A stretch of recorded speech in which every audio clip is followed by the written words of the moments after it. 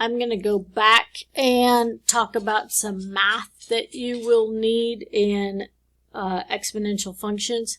So x to the negative 2 you learned as x to 1 over x squared. Okay, and you also learned that 1 over x to the negative 3 equals x cubed. These are reciprocals. Okay, so what it's a negative exponent is flipping things around. So if I have 1/3 to the negative 2, what it's doing is it's taking this and it's turning this upside down as the reciprocal, so that is the same as 3 squared. The intermediate is 1 over 1/3 squared, which is 1 over 1/9. And to get a fraction out of the bottom, you multiply it by 9 and multiply that by 9, because anytime you multiply something by 1, it's the same thing. These cross out and it becomes 9. And if I do this, I flip this over and put it in the numerator, that becomes 9 also. So if you have a fraction to a negative exponent, you're going to do the reciprocal of that number. And that will help you with some of the math for the exercises. I'm continuing on the notes for exponential functions, and remember that exponential functions are y equals b to the x, where b is a number and it's not 1. And if it's in the format of that, you have an asymptote of the x-axis, which means your graph is going to get extremely close to the x-axis, but it is not going to touch the x-axis. B less than 1 is going to cause an exponential decay. So I am first going to find out what my y-intercept is, and all y-intercepts have 0 as a x value, and so I'm going to do 1/4 to the 0. Anything to the 0 power is 1. So I am going to hit right there.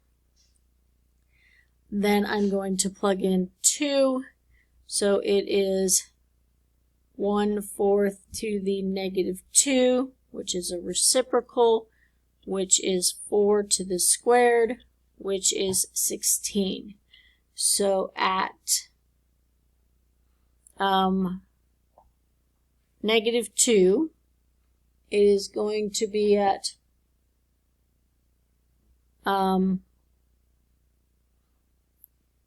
16, and I'm going to count by 4s. And then here it's 1/4 to the negative 1, which is reciprocal, 4 to the first, which is 4, which is going to be right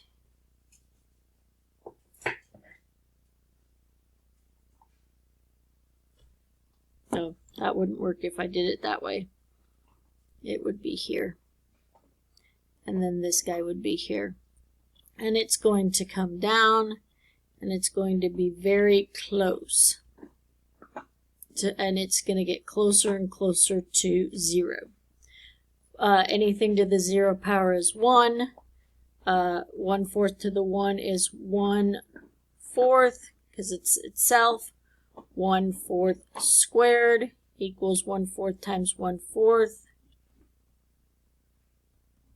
which is 1/16. And then it's going to continue getting smaller and closer to 0. And understand that since this is less than 1, it is an exponential decay. equation of asymptote, and because it is in this format, the asymptote is at y equals 0, or the x-axis. Okay, here we go. Y equals 4x minus 8. This is your parent function, shifted down 8.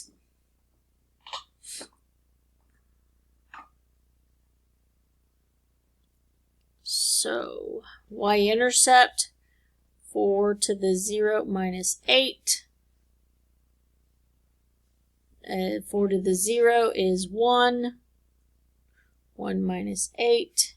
So my y-intercept is -7. 0, -7 is my y-intercept.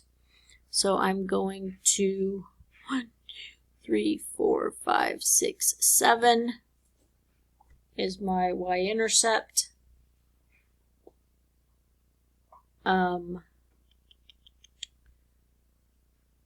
This is, I'm going to plug it into the calculator, -7.94, -7.75, -7, -4, and 8.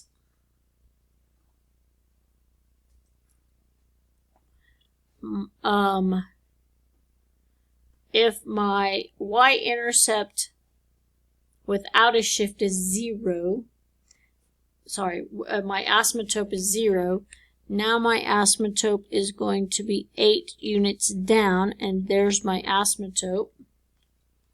And I'm going to do 1, -4, and 2, 8.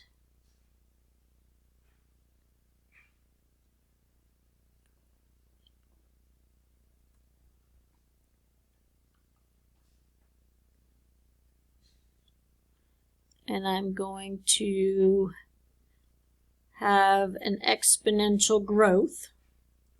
So it starts close to -8. It never reaches -8, but it expands and shoots up. The dots are close together here, and as they grow, they get farther and farther apart. Equation of asymptote is y equals -8. It approaches 8. It approaches -8, but never touches.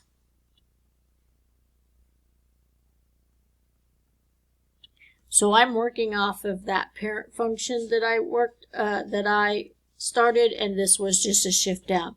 So if the parent function has an asymptote at 0 and I shift down 8 units, then now my asymptote is at -8. There is no add or subtract. My equation of my asymptote is y equals 0. I did not shift this one. My y-intercept, I'm doing 4 to the 0 minus 1, 4 to the 0 is 1. Oops.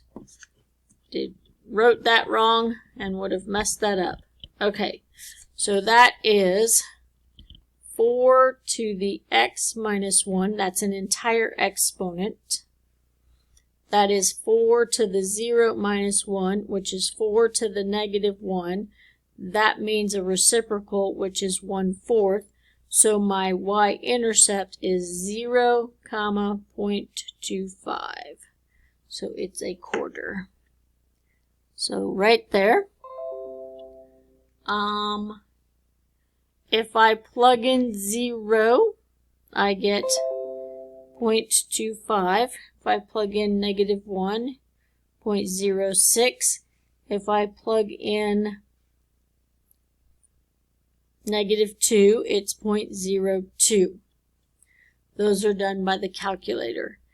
4 to the 1 minus 1 is 0. 4 to the 0 is 1. 4 to the second, or 4. This is 4, 2 minus 1, 2 minus 1 is 1, 4 to the first is 4.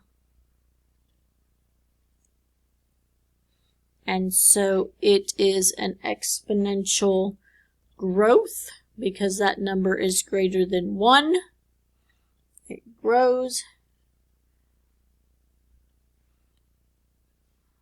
At 1 is 1. At 2,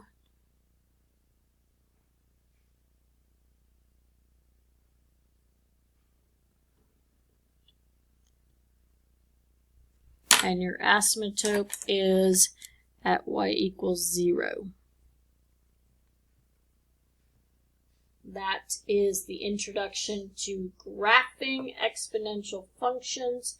Use your calculator to find the values. Know that it will either look like an exponential growth or an exponential decay. The way you can tell it is it will be a growth if b is greater than 1. It will be a decay, and it will look like a L if it is b is less than 1.